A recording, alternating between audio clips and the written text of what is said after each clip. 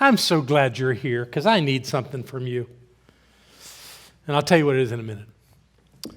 What a week. You know, I wasn't here last Sunday. I was actually in Florida. I took 4 days to sit on a beach and relax. And it really worked. I did. I relaxed. I felt refreshed. On Sunday, I had breakfast with a friend, and then later in the day, I went to the airport, and that's when we figured out that my flight was going to be 4.5 hours delayed.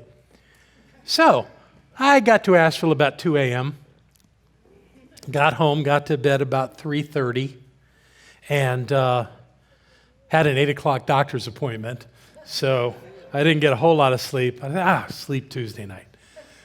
Or, yeah, I guess that was, is that Monday? No, I guess that would be Monday night. I would sleep better Monday night.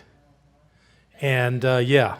So I came home and did my dermatologist appointment in the morning. In the afternoon, I had a dental appointment.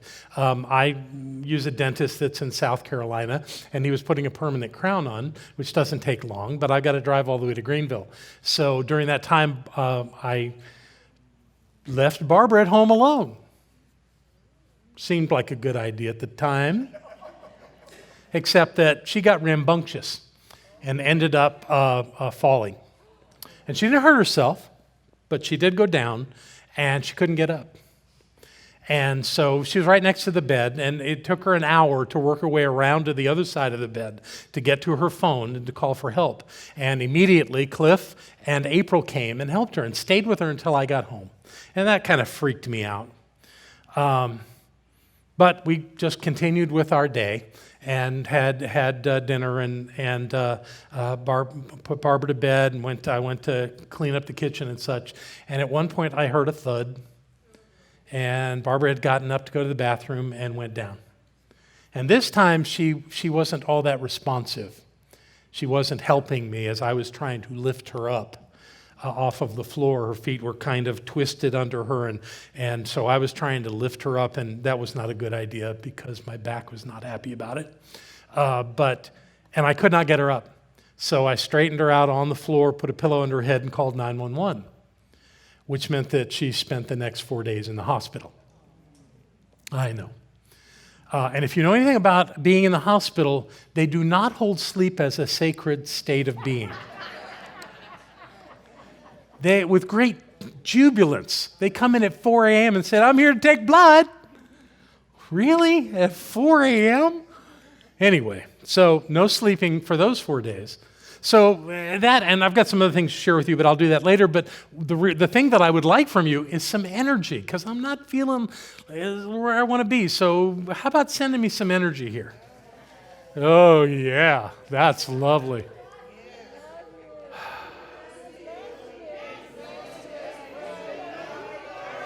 All right, I'm back. That's what I needed. Thank you so much. Yeah, leave it there. Thank you. So what I want to talk to you about this morning is the idea of beliefs. To me, beliefs are a sacred state of our spiritual experience, that it's required that we have beliefs. And beliefs are such interesting things. They are the foundational tool of mind, that in this thing called mind, we have a collection of beliefs. We call that collection our consciousness. And it's interesting, I often play with people in class and say, "So I want you to write down all of your beliefs." Nobody can do that. You don't even remember most of your beliefs until something happens, and that event that you experience reminds you of what you believe. It may be that you believe what is happening is exactly what is supposed to happen, or you may think, no, that's not right. But it's all based on your belief. You actually evaluate every experience against your belief system. What's in there? And you can find it like that. Yeah, if I asked you to find something without giving it a topic, you couldn't do it. But as soon as there's a topic, as soon as there's a direction for that idea, it'll come. It'll come right away, and you'll know exactly what you believe. We all have these things called belief systems, and they're all different. And the thing is that some of our beliefs really work for us, and some of our beliefs used to really work for us. And at the time that we accepted them and put them into our consciousness and said, this is what's so, that made perfect sense. The problem is that out of that one event, or maybe even a series of events, we have come to a conclusion that may not serve us. God, I've seen that happen so many times.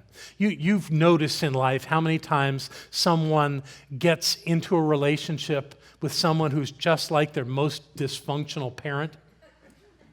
That's not an accident. We have come to believe that that's the way people are, the way our parents are. And it seems that we're always drawn to the one that's having the biggest challenge. We don't notice it until we've been in for a while. And then it's all like, I don't want to be here with this person. But you did because you gravitated toward it because that's the way that you thought life was. That's all based on beliefs. And again and again and again in so many ways. So this idea that some beliefs work for us and some beliefs are worth reevaluating is the basis of what we do to evolve in our lives. We should be ready and willing to question any belief that we have so that we can improve our understanding of the world, so that it can be a higher functioning world in our perception, which is all we've got is our perception through these beliefs. Beliefs are like filters, and everything goes through those filters to see how we relate to it. It's important to know that because you want to be able to change your beliefs. Jesus had a strong understanding of this thing, about how powerful beliefs were and how they affect us. And there's a great story in the New Testament that I want to share with you. It's in Matthew, the 8th chapter of Matthew. And it's a story where Jesus is traveling. He happens to be in the fishing village of Capernaum, which is on the north shore of the Sea of Galilee. And while he's in the street walking through, and people obviously know that he's there and are very excited to see him, he's approached by a centurion, a Roman military officer. And he has this conversation with this officer. The officer says to him, "My servant lies at home, paralyzed, suffering terribly." And Jesus said to him, "Shall I come and heal him?" And the centurion replied, "Lord, I do not deserve to have you come under my roof, but just say the word, and my servant will be healed. For I am a man who understands authority. With many soldiers under me, I tell this one to go, and he goes. I tell this one to come, and he comes. I say to my servant, do this, and he does it." And when Jesus heard this, he was amazed. Jesus was amazed and said, "Truly, I tell you, I have not found anyone in Israel with such a great faith. Go, let it be done just as you believe it will." Just as you believe it will. And the servant was healed in that moment. What a story. Now, one might think that Jesus did that healing, but that's not what Jesus said. Jesus said it's based on your belief that this will be so in your life. Not the servant's belief, but the centurion's belief will guide this into a state of reality. So Jesus understood that it was because of our beliefs that things happen in our lives. When we believe something, it comes to be. We're that powerful. We're that able to create our lives, and our beliefs have such an incredible role in making that so. Much more than we usually act like. You know, we think something is so. Okay. Oh, I know this is a big project. It's going to take a long time. Well, it's going to take a long time because you said so, because you believe it's going to take a long time. This is going to be hard. Okay, then it's going to be really hard because you said so, because you believe that it's so. And on and on and on with the circumstances of our lives. We actually dictate how something's going to be based on our belief system, based on what we think is so about that certain thing. And we do it over and over again. And when the thing that occurs, the event, matches the thing we believed, it just reinforces that that's the way it is. And then we believe that's the only way it is. That's the way it's always going to be every time this comes up. And we get stuck in that trap of thinking that we're limited. But this Roman officer was not limited by that. He got a sense that he didn't need to hold off. He said, I understand authority. And truly, what he was doing was calling forth authority for healing. And when he did, and when he was clear, and when he knew the truth, it happened just like that. And that's the way it can happen in our lives, if we'll allow it to happen. If that is what we want to see in our lives. We all have these beliefs. We believe so many things. And the ones that aren't serving us, we have to be conscious enough to see that it's holding us back, it's limiting us. It's only allowing to happen in our life what we believe can happen. Now, I like everybody, have seen things happen that extend beyond our reality. You know, there's this thing about reality, it's pretty interesting, that we each have a separate reality from everybody else. Sometimes you hear people say, well, you know, in reality, such and such. No. The idea of something being real is an individual take. If there is some greater reality, it's something we're working toward, but trust me, we're not there.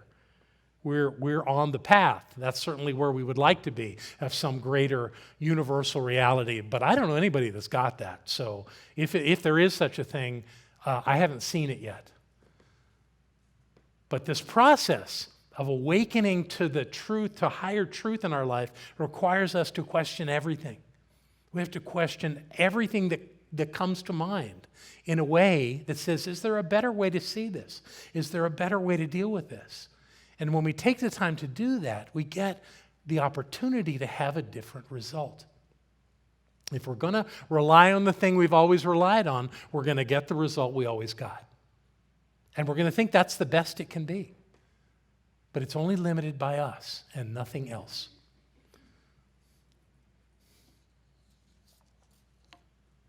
Let me make sure I don't leave anything out here. Yeah. This idea of believing or not believing is part of this journey of awakening. We have this wonderful thing in our community where when we haven't found a way, when something happens in our lives and we go, oh, I don't know what to do. This thing is too big, it's too hard, I don't know how to deal with it. What do? In this community, we go to a practitioner. And the practitioner takes over for us. The practitioner doesn't care about your problem. That's why it works. They really don't.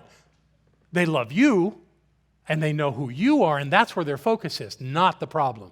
That doesn't matter. It doesn't matter what your problem is, except to have a context to know what they need, what they're going to know as the truth. And what they do is they know who you are, that you are a spiritual being, powerful spiritual being, and they know that the outcome serves you, that you're going to experience.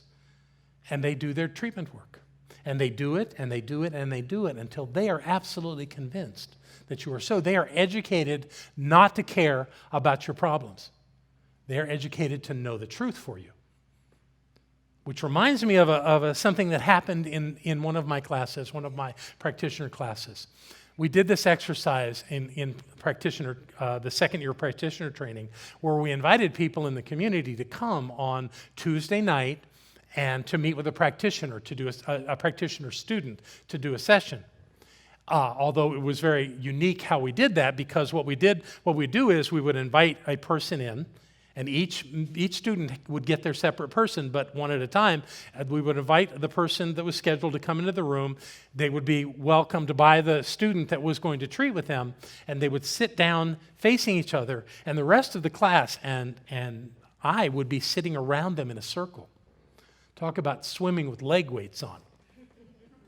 They're not even licensed yet, and people were observing them doing treatment. Well, on this particular night, there was a practitioner student who welcomed the person in. They sat down. I have no memory of what the person wanted in their life, but it was a bit challenging. And the student said, okay, and took their hands and began to treat. and treated. When they were done, they did as they were taught to do. They said, "Did that work for you?" The person said yes. They hugged them and they walked them to the door. And when the person was gone and the student came and sat back down, my first question to her was, "Did you believe what you just treated?" And she looked at me and said, "No." And I thanked her for her courage to admit that. Because it would have been very easy to say, "Well, sure." But I could tell she didn't. She didn't believe it. I said, "Great, so here's your work. Is you go home and you continue doing that work until you can believe it. Because that's your aim, that's your outcome, is to believe that. Because when you believe it, it'll be so for this person. Because this person is counting on you to help them reconcile this situation, whatever it was. And your work is to know that." And off she went to do that when class was over. So the practitioners are trained to stay with it. And Holmes did the same thing. Holmes stayed with the treatment until he believed it to the depths of his soul. And every time he did, it happened. Whatever it was would happen. So our job is, with that, moving even beyond the work with the practitioner, is to seek to know over and over and over until that outcome that we know shows up in our lives so that we can see it. We have to change our belief because it's not so easy to change a belief. How's that for a limiting thought? You can change a belief in a heartbeat.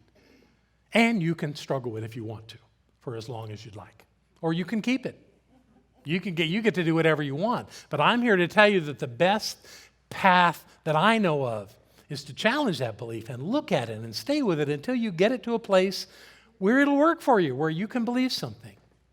And I've got an illustration of that, but I'm not quite yet ready to do that because I want to talk about a kind of belief that is kind of peculiar and interesting. It's called denial. I don't teach denials. Many people in our philosophy teach people to say a statement denying that something is so. I don't do that because I don't want to focus on the thing that isn't so. So I've never taught my practitioners to do that. But a denial is a belief. By denying something, you're saying that this thing that you're experiencing and seeing in your life isn't so. I will not tell you that denials don't work. And the thing that convinced me of that was an event many years ago, probably getting close to 20 years ago, when Barbara's son and daughter-in-law were living in Orlando. And Bridget was doing her medical residency in Orlando at a children's hospital there. And Barbara had gone down to visit. And she called me one night and told me about an event that had happened. She said that she was going through an intersection. She had the light, and she's going through an intersection in Orlando. And as she's going through, a big truck was flying through from another direction, opposite hers. And she saw that truck coming, and there was no way they weren't going to hit. There's no way they weren't going to collide. And that truck was going to T-bone her car, and it was going to be ugly. And she saw that immediately, and she said, "No!" And the next thing she knew, she was on the other side of the truck, and it was going by. Now, I believe that denial kept her from being in a very serious accident. But here's the thing about denials and why you can't count on them. If you just deny that something is so, maybe for a moment that'll last, but the universe does not allow voids. And no is a void. If you get rid of that thing that's there, there's nothing there, right? But there's got to be something there, no voids. So what happened is that the way you believed before comes back. And that's back. And if you see that, if you deny it and you see it, I can't get rid of it. So if you're going to do a denial, you have to know the thing that is greater than that beyond it. You have to not just say, this isn't so. You got to say what is so. My teacher, Rocking Bear, taught us that way as well. He said, that's not what I believe. This is what I believe. And say it so that you're clear about it, so you can actually get a change. Denial will only create a momentary change. So don't get stuck in your denials and think that you're actually doing something when you're doing that.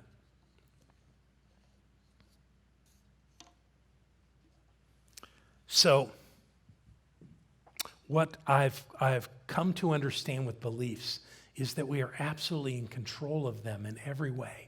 And it's really good for us to be in control. It's good for us to know the truth of who we are in every circumstance. I just want to make sure I got my denials. I do. So I told you about my week. I told you about this challenge that I had with not getting enough sleep. And the week kind of ended on Friday, the calendar week, I guess. Friday was another big experience for me. I had a biopsy. I had a biopsy on my prostate. I had one before, and that one turned out fine.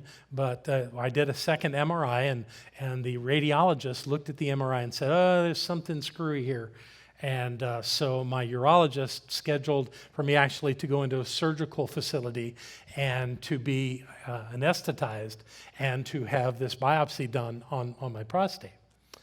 I was not thrilled about this at all.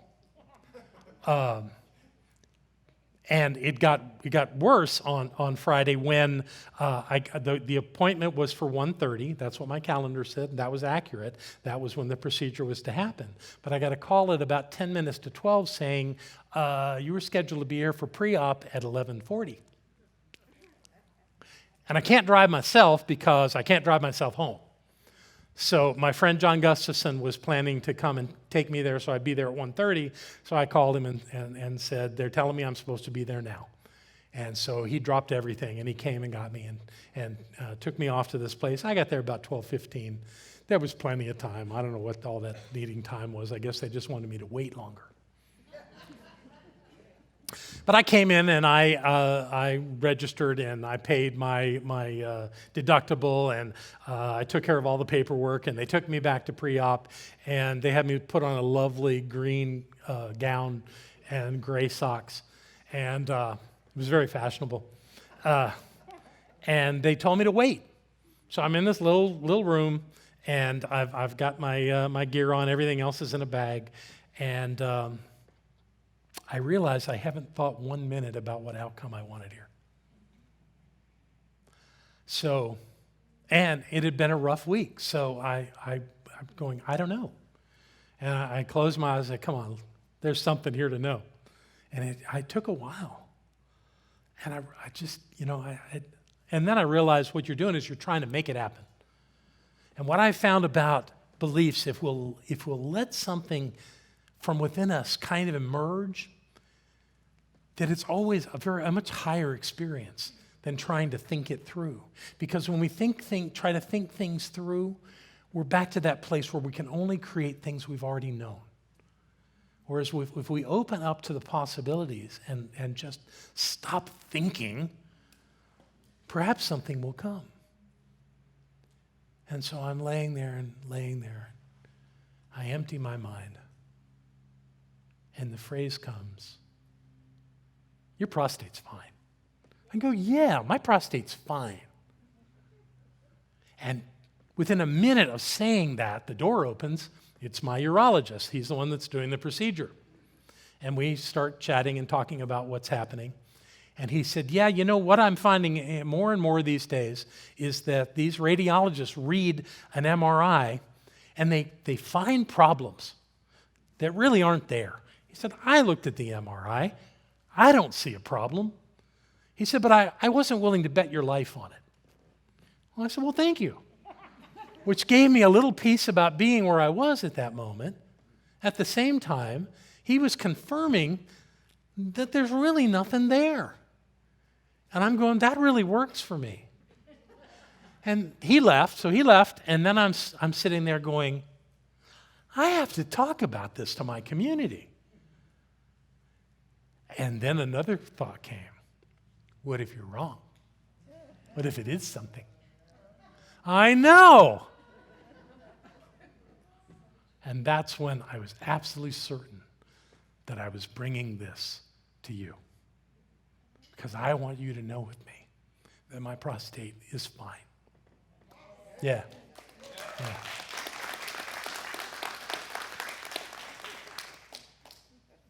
And it is. And so it is. There you go. Very good. So I really understand this idea. I believe that I understand this idea of beliefs and how it works. And I love it when these kinds of things that you get some kind of answer, you get some kind of confirmation. Like the doctor walking in and saying those things to me was certainly a confirmation to what I had just claimed to be my belief about my body. These things happen all the time. And I got a good one for you. On Sunday morning last week, when I was still in Miami, I had breakfast with a dear friend who used to be our chiropractor when we lived in Florida. And so the thing is that he occasionally comes up to the north end of Miami, which is where I was staying. Actually, I was staying in Broward County, a bit north of that. But he comes up there and does chiropractic adjustments at someone's home. And people come, and we did it around someone's pool patio in about 2 blocks from where Barbara grew up. It was on 110th. Just off, I think it's 2nd Avenue. Somewhere right there near where you guys live. Anyway, I got my adjustment. We picked a place to eat. We went up to 125th Street and sat down to breakfast. And while we were sitting there, Lee's phone beeped. And it was a text message. And he took a quick look at it, and it was someone saying, "Did you get the message?" And he took a quick look on his phone, and no. So he texted them back and said, "I'm at breakfast with a friend. I'll call you when I'm done. I didn't get your message." So he did. He called her when he went out to his car, and after that, he sent me a message. Now, it's going to take me a second here to pull this up, because there was no way it was going to stay up while I was up here. But I can do this. Let's see. Yeah, there we go.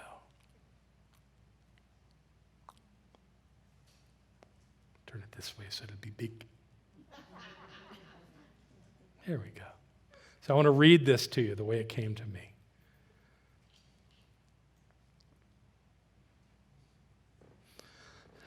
Lee says, so here's the Kelly story from Sunday. The lady whose text was sent but not received. I spoke with her from my car after our breakfast. Her mom died 5 years ago and left her a precious pair of pearl earrings. Soon after that, she lost the pair of earrings. She lost one earring of the 2. For 5 years, she tormented over that loss. And on Friday, her father, who was receiving hospice care, passed. Sunday morning, Kelly really wanted to be wearing both of her mother's earrings. So she called me and said, "Hey, Dr. Lee, do you remember how you used to call back lost objects?" He got that from us. He actually got that from me. I got it from Barbara. Barbara used to say this she still does, this little ditty when something was lost. Classically, it would be my keys. And here's what she would say. I know there is nothing lost in the divine mind of God. Denial. Including John's keys. I know that they're here, I claim them, I call them forth, I accept them, and I give thanks for them. And so it is. Yeah. Usually about the time she goes, I know there's nothing lost, I'd go, oh, here they are. It got to be that way. And I'm sure hundreds of people called Barbara and asked her to do the thing, say the thing. Like Barbara has some supreme power to do that, which is not so. Because here's what Lee said to her. I replied, that is something that we all can do, so let's get started. These were his words. I rejoice and give thanks knowing that we now have both pearl earrings for everyone's highest and best. And so it is. Not Barbara's words, but the belief behind it was the same. The belief that nothing is lost, that something can be found no matter what. Now, 5 years of missing is a long time. So what happened was that Kelly repeated that affirmation and went back to doing what she was doing, which was cleaning her dad's house. She'd gotten him a Swiffer 5 years earlier. And when she started to use it, The Swiffer broke in half. And Kelly said to herself, now I have to use that old and ratty mop, which is the reason I got the new Swiffer to begin with. So she pulls it out and starts to mop and notice that something was scratching the floor. Lo and behold, after 5 years, the pearl earring reappeared from within that old ratty mop. Kelly, telling this story to Lee, started crying. And he says what certainly got me going. He writes, John, my mentor and master, your influence is so much more far-reaching than you will ever know. But it was him that did it. He knew the truth, and he shared that truth with Kelly. And Kelly found her earring just when she needed it, in just the right way, where it had been hidden from view for 5 years. Isn't that amazing? You want to acknowledge that? Yeah.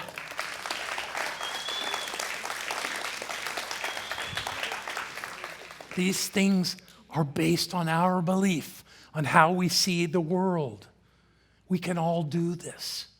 So I invite you to start challenging your beliefs. If there's anything limited about your belief, and God knows most of us will argue for our limited beliefs, let's stop that. Let's open ourselves up to the possibility that we can have what we need to have, that we can be who we need to be, and that the road opens before us to take us exactly where we're supposed to go. No restrictions, no limitations.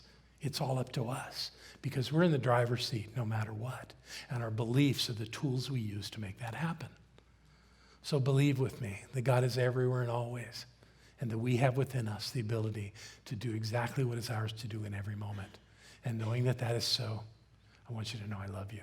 Thank you very much. Bless you.